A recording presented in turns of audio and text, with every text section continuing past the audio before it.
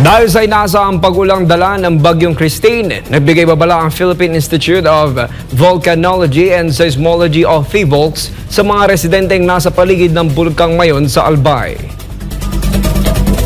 Ayon sa PHIVOLCS, posibleng magkaroon ng lahar, flow, dahil sa posibleng malakas hanggang sa matinding pag-ulan na dala ng sama ng panahon. Dahil dyan, dapat mas maging mapagbantay ang mga residenteng nakapaligid sa paanan ng bulkan, lalo na ang mga nasa lahar-prone area.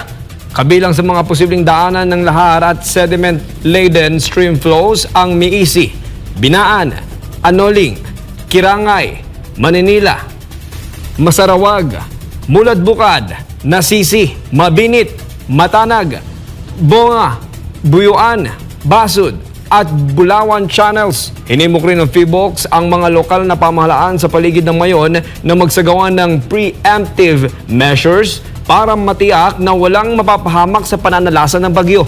Sa ngayon, nananatili pa rin sa Alert Level 1 ang Mayon kung saan posible ang pagputok ng steam of phreatic explosions at rockfall mula sa tuktok ng bulkan.